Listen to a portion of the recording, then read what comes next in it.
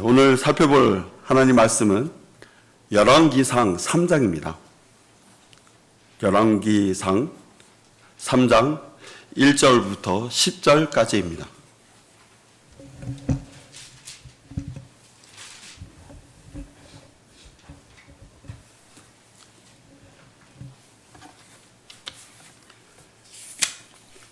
제가 받들어 읽겠습니다. 솔로몬이 이집트 왕 파라오와 인척 관계를 맺고 파라오의 딸을 취하여 그녀를 다윗 성읍으로 데려와서 자신의 궁과 주의 전과 예루살렘 주위에 성벽의 건축이 마칠 때까지 두었더라. 그때까지 주의 이름으로 건축된 전이 없었으므로 백성들은 오직 산당에서만 제사를 드리더라. 솔로몬이 주를 사랑하여 그의 아버지 다윗의 규례대로 행하되 오직 산당에서 제사를 드리고 분향하더라. 왕이 기브온에서 제사를 드리려고 거기로 갔으니 이는 거기에 큰 산당이 있음이더라. 솔로몬이 그 제단에 1천 번제를 드리니라. 기브온에서 주께서 밤에 꿈으로 솔로몬에게 나타나셨더라. 하나님께서 말씀하시기를 내가 내게 줄 것을 구하라 하시자 솔로몬이 말씀드리기를 내 아버지 다윗이 주 앞에서 진리와 의 가운데 행하고 주와 더불어 마음의 정직함으로 행할 때 주께서 주의 종 내 아버지 다윗에게 큰 자비를 베푸셨으며 또 주께서 그를 위하여 이같이 큰 인자하심을 간직하시어 그에게 한 아들을 주사 그의 보좌에 앉게 하신 것이 오늘과 같나이다. 오 주 나의 하나님이여 이제 주께서는 주의 종을 내 아버지 다윗을 대신하여 왕으로 삼으셨나이다. 나는 어린아이에 불과하오니 어떻게 나가고 들어와야 할지 알지 못하나이다. 주의 종은 주께서 택하신 주의 백성 가운데 있사오니 그들은 큰 백성이라 그 수가 많아서 셀 수도 없고 헤아려 볼 수도 없나이다. 그러므로 주의 종에게 주의 백성을 재판할 수 있는 명철한 마음을 주시어 나로 선과 악을 분별하게 하소서. 누가 이 큰 주의 백성을 재판할 수 있겠나이까 하니 솔로몬이 이것을 구한 그 말이 주를 기쁘시게 한지라. 인생의 참된 성공 비결 주님과의 동행이라는 제목으로 말씀을 전하겠습니다. 솔로몬이라는 이름의 뜻은 샬롬, 살렘, 실로와 관련해서 화평입니다. 솔로몬 왕의 최고의 전성기는 은이 길거리에 돌처럼 값어치가 없을 만큼 수많은 금이 있었습니다. 그 어떠한 사람도 누려보지 못한 최고의 번영을 누렸습니다. 인기 절정의 슈퍼스타, 모든 땅이 하나님께서 솔로몬의 마음에 두신 그의 지혜를 듣고 보기를 원했습니다. 역대기야 9장에서는 땅의 모든 왕이 듣고 보기를 원했다고 기록합니다. 그리고 각 사람이 매우 값진 것들을 해마다 일정량씩 가져와서 바쳤습니다. 부럽습니까? 그러나 솔로몬은 대반전의 장본인이기도 했습니다. 성전 건축 이후에 솔로몬은 변절된 사랑을 합니다. 2번이나 나타나서 말리시는 주님을 거부합니다. 그 결과 타락의 진수를 보여줍니다. 그리고 솔로몬 이후에 이스라엘 왕국은 분열됩니다. 예수님의 말씀입니다. 그러나 내가 너희에게 말하노니 모든 영광을 누릴 때에 솔로몬이 차려입은 것도 이 들꽃 하나만 갖지 못하였느니라. 왜 그렇게 된 것입니까? 하나님과의 동행을 끝까지 지켜내지 못했기 때문입니다. 하나님께서는 영광스러운 복들을 누리게 될 것을 주셨는데 본문 3장 15절에 기록된 대로 솔로몬이 깨고 보니 보라 그것이 꿈이었더라. 이것이 진짜 꿈으로 끝나는 결과가 되고 말았기 때문입니다. 참된 성공은 한마디로 마지막에 주님께서 잘했다, 잘했어 칭찬하는 것입니다. 솔로몬이 본문에서 살펴볼 주님과 동행하면서 세 가지 고백이 유지가 되었다면, 지켜냈다면 사는 날 동안 참된 성공을 누리는 복된 인생이었을 것입니다. 사는 날 동안 주님과 동행할 때 어떠한 고백이 있어야 참된 성공을 이룰 수 있는지 세 가지로 살펴보겠습니다. 인생의 참된 성공 비결은 주님과 동행을 입증하는 신실한 고백이 있어야 합니다. 첫 번째는 주님을 사랑하는 것입니다. 3절, 4절입니다. 솔로몬이 주를 사랑하여 그의 아버지 다윗의 규례대로 행하되 오직 산당에서 제사를 드리고 분향하더라. 왕이 기브온에서 제사를 드리려고 거기로 갔으니 이는 거기에 큰 산당이 있음이더라. 솔로몬이 그 제단에 1천 번제를 드리니라. 다윗이 죽기 전까지 솔로몬에게 전하고 싶어 했던 것은 그야말로 신신당부였습니다. 아마도 한 번으로 그치지 않고 반복해서 진지하게 이야기했을 것입니다. 죽음을 앞둔 상황에서도 신신당부합니다. 앞장인 2장에서 내가 세상의 모든 자들의 길로 가노라. 그러므로 너는 강한 사람이 되고 스스로 남자답게 보이라고 하면서 모세의 율법에 기록된 대로 하나님의 계명들, 율법들, 명령들, 그분의 증거들을 지켜내라. 그러면 모든 일에 번영하게 된다고 당부합니다. 솔로몬이 다윗의 말에 온전히 경청했고 순종했다는 것은 본문 앞장인 2장에서도 알 수 있습니다. 다윗이 유언으로 남겼던 평안히 죽지 못하게 하라는 요압에 대한 처형을 실행합니다. 또 압살롬으로부터 피신할 때 다윗을 돌과 티끌을 던지면서 저주했던 시므이에 대한 처형을 실행합니다. 그리고 아버지 다윗의 규례대로 행했습니다. 솔로몬이 순종의 결과 이스라엘 왕국은 솔로몬의 손에서 견고해졌습니다. 이러한 것을 이룰 수 있었던 중요한 한 가지 요인이 있었는데 그것은 바로 솔로몬이 주님을 사랑한 것이었습니다. 솔로몬이 바라보았던 대상은 오직 하나님 한 분뿐이었습니다. 세상의 부귀와 영화, 재물이 아니었습니다. 어떤 정도 두 주인을 섬길 수 없나니 그가 한쪽을 미워하고 다른 쪽을 사랑하거나 한쪽을 존중하고 다른 쪽을 경시하게 됨이라. 너희는 하나님과 재물을 동시에 섬길 수 없느니라. 솔로몬이 선택한 것은 하나님이었습니다. 마귀가 예수님을 광야에서 시험할 때 세상의 모든 나라들을 보여줍니다. 그리고 자신에게 경배하면 세상의 모든 권세와 영광을 예수님께 주겠다고 합니다. 그때 답변이 무엇입니까? 누가복음 4장 8절입니다. 예수께서 그에게 대답하여 말씀하시기를 사탄아 내 뒤로 물러가라. 기록되었으되 너는 주 너희 하나님께 경배하고 오직 그분만을 섬기라고 하였느니라 하시더라. 예수님께서 선택하신 것은 하나님께 경배하고 오직 그분만을 섬기리라 였습니다. 이 말씀에 부응하듯이 이 세상의 부귀와 영화가 아닌 하나님을 선택한 솔로몬이 진행한 것은 하나님 앞에 드리는 제사였습니다. 솔로몬 이전에도 없었고 이후에도 없을 제사를 드립니다. 주님을 사랑한 솔로몬이 최상의 것을 드리기 위한 방법으로 1천 번제를 드리는 것이었습니다. 영과 진리로 경배해 드리는 우리들이 숙고해야 할 일이 있습니다. 구원받은 그리스도인이라면 누구나 주님을 사랑한다고 고백합니다. 또 그것은 마땅히 성도의 고백이 되어야 합니다. 각자가 살아가는 삶 가운데 주님을 사랑한다는 고백이 실행될 때 얼마나 진정성 있게 고백과 실행이 일치되고 있는지를 생각해 봐야 합니다.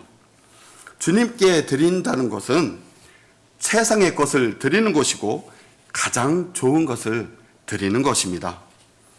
너희가 눈먼 것들을 희생제로 드린다면 그것이 악하지 아니하냐?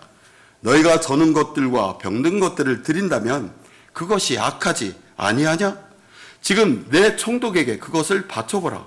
그가 너를 기뻐하겠으며 너를 외모로 받아들이겠느냐? 만군의 주가 말하노라. 피치 못할 일들은 누구에게나 있을 수 있습니다. 하지만 영으로 계시고 살아계신 주님께서는 그 사람의 마음을 읽고 계시다는 것입니다. 영과 진리로 경배드리는 예배가 세상 일들로 인해서 저울질 되어서는 안 됩니다. 예배에 국한되지 않습니다. 각자의 삶에서 주님께 드리는 시간, 섬김의 기회, 하나님께서 맡기신 일들, 흔히들 말하는 우선순위 첫 번째에서 밀려나고 쓰다 남은 나머지 것으로 드린다는 것은 본문 말씀에 비추어 볼 때 주님에 대한 온전한 사랑이라 할 수 없습니다. 주님을 온전히 사랑해서 드리는 것들이라면 그것이 작은 것이든 큰 것이든 최선의 마음을 다해서 최상의 것으로 드려야 하는 것입니다. 제가 수년 전 이 포터를 타고 다닐 때가 있었습니다. 주일 예배를 통해서 헌신하고 마음의 결심을 표명했습니다. 그 결심은 하루 일을 시작할 때 먼저 말씀을 읽고 기도한 후에 일하러 가는 것이었는데 꽤나 오랫동안 지속했습니다. 그러다가 몇 번은 깜빡 잊고 집을 나오고 일하러 가는 중에 생각이 납니다. 그러면 그냥 나왔네. 좀 속상해하면서 일터로 가곤 했습니다. 그러던 중 한날은 이 구포대교를 건너기 전인데 휴대폰을 놓고 온 것을 알게 되었습니다. 그 순간 바로 유턴을 해서 집으로 향했고 다시 들고 나왔습니다. 구포대교를 건너면서 생각하게 되었습니다. 기도하고 나오는 것을 잊었을 때 유턴해서 집으로 다시 가서 기도하고 나올 수 있었겠는가? 기도보다 휴대폰이 더 중요하단 말인가? 이것은 저 개인의 경험이었고 이 모든 상황에 적용하지는 못할 것입니다. 그러나 그날 이후로 많은 생각을 하나님께 고백해 드렸습니다. 주님보다 더 중요시 우선시 할 것은 나에게 있을 수 없어야 한다고 내 자신과 하나님께 고백했었습니다.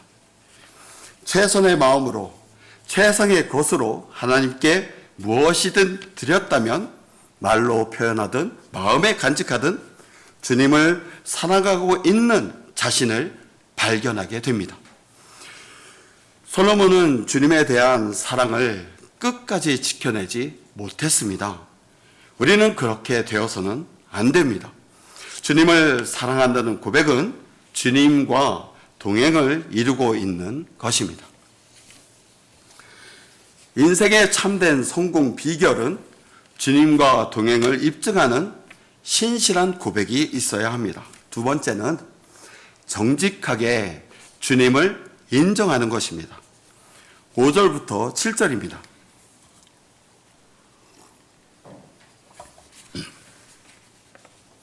기브온에서 주께서 밤에 꿈으로 솔로몬에게 나타나셨더라.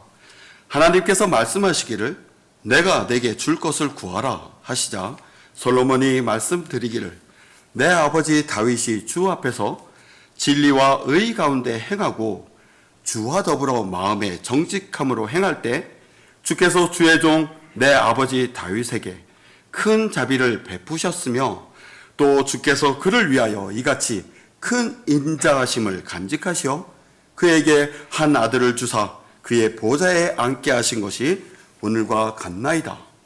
오 주 나의 하나님이여, 이제 주께서는 주의 종을 내 아버지 다윗을 대신하여 왕으로 삼으셨나이다. 나는 어린아이에 불과하오니 어떻게 나가고 들어와야 할지 알지 못하나이다. 주님을 사랑하는 솔로몬이 주님을 올바로 바라보고 있습니다. 얼마나 자세하고 섬세하게 집중해서 주님을 인정하고 있는지 알 수 있습니다. 먼저 자신의 공로로 왕이 된 것이 아니라 아버지 다윗의 공로라는 것입니다. 솔로몬이 보았던 것은 다윗이 주 앞에서 행하는 진리와 의의를 보았습니다. 주와 함께 행하는 마음의 정직함을 보았습니다. 다윗에게 베푼 주님의 큰 자비와 인자하심을 보았습니다. 그것이 6절입니다. 다시 한번 보십시오. 솔로몬이 말씀드리기를 내 아버지 다윗이 주 앞에서 첫 번째 진리와 의의 가운데 행하고 두 번째 주와 더불어 마음의 정직함으로 행할 때 주께서 주의 종 내 아버지 다윗에게 세 번째 큰 자비를 베푸셨으며 또 주께서 그를 위하여 이같이 큰 인자하심을 간직하시어 네 번째 그에게 한 아들을 주사 그의 보좌에 앉게 하신 것이 오늘과 같나이다. 솔로몬 왕은 이 모든 것들을 이룰 수 있는 원천은 주님께 있다는 것을 인정해 드린 것입니다. 주님께서 솔로몬의 마음을 보았을 때 얼마나 기쁘고 사랑스러웠겠습니까? 수많은 역대 이스라엘 왕들이 악한 왕이 되었고 실패했던 가장 큰 요인은 주님을 인정하지 않은 것입니다. 열왕기상 12장에 나오는 솔로몬이 죽고 난 후에 이스라엘 10지파를 다스릴 왕으로 삼은 여로보암이 주님을 인정하지 않습니다. 그 대신에 자신의 생각으로 세우는 자신의 계략으로 행동을 합니다. 이에 왕이 계략을 꾸미고 금송아지 둘을 만들어 백성에게 말하기를 예루살렘에 올라가는 것이 너희에게 너무 수고스럽도다. 오 이스라엘아, 너를 이집트 땅에서 인도해내신 내 신들을 보라 하고 여로보암이 베델에서 그렇게 행하여 그가 만든 송아지들에게 제사를 드렸으며 여로보암 이후에 일어나는 많은 왕들이 이 악행을 따르게 됩니다. 주님을 인정하지 않는다는 것은 하나님의 모든 것을 거부하는 것을 의미합니다. 이 여로보암 왕이 그랬습니다. 내가 종 다윗이 행한 것과 같이 내 규례들과 내 계명들을 지키면 내가 너와 함께 있어 내가 다윗을 위하여 세운 것과 같이 너를 위하여 견고한 집을 세우고 이스라엘을 내게 주리라 했는데 이 복들을 거절하고 자신의 뜻대로 자신의 욕망대로 밀고 나간 것입니다. 솔로몬도 마찬가지였습니다. 변절하고 타락했을 때 주님은 두 번이나 나타나셔서 명령하시고 그렇게 하지 말라고 했는데 거절합니다.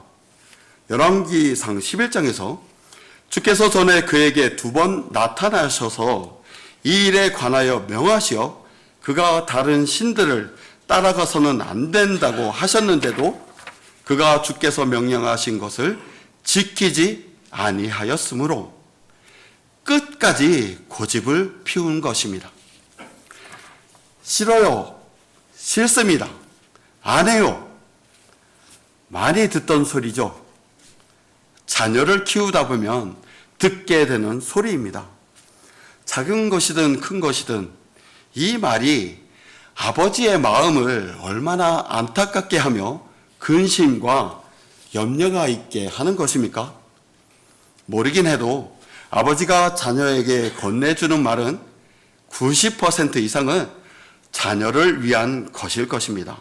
이것은 자녀가 아버지를 인정만 한다면 어렵지 않게 해결될 일들입니다.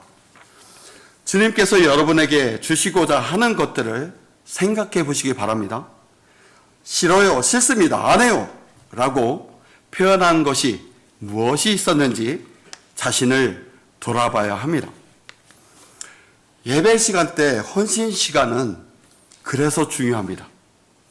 예배를 통해서 하나님께서 주신 것이죠. 마음의 각오와 결심, 헌신들이 각자에게 있습니다. 그때 하나님께 말씀해 드렸던 고백을 잊어서는 안 됩니다.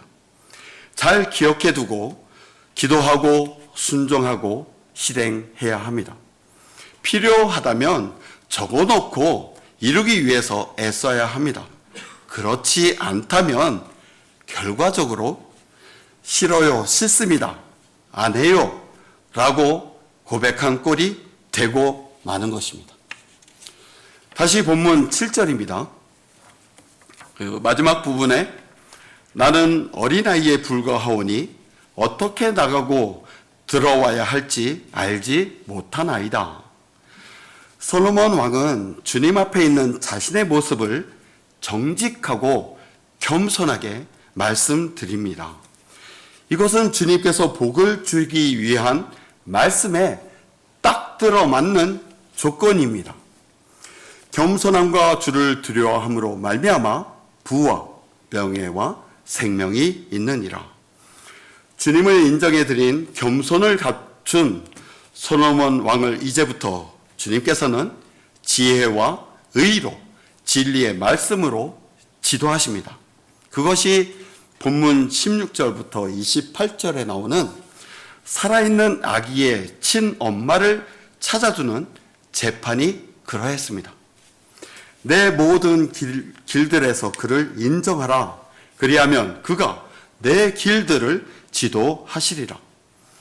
우리 각자의 삶에서 주님을 인정해 드리는 경우는 다 다릅니다. 주님께서 인도해 주셨습니다. 주님께서 낫게 해 주셨습니다. 주님께서 베풀어 주셨습니다.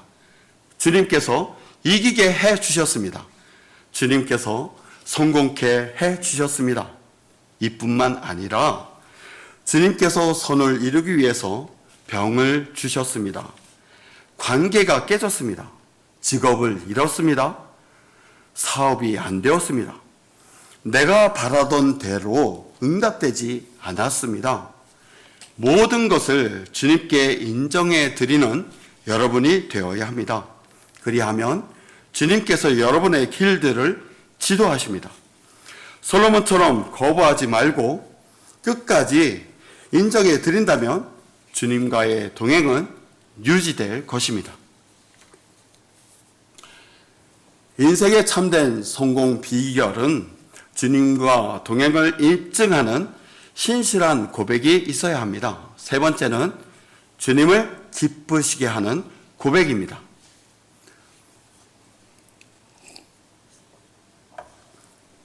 8절부터 10절입니다. 주의 종은 주께서 택하신 주의 백성 가운데 있사오니 그들은 큰 백성이라 그 수가 많아서 셀 수도 없고 헤아려 볼 수도 없나이다. 그러므로 주의 종에게 주의 백성을 재판할 수 있는 명철한 마음을 주시어 나로 선과 악을 분별하게 하소서. 누가 이 큰 주의 백성을 재판할 수 있겠나이까 하니 솔로몬이 이것을 구한 그 말이 주를 기쁘시게 한지라. 솔로몬은 아버지 다윗으로부터 지대한 영향을 잘 받았습니다.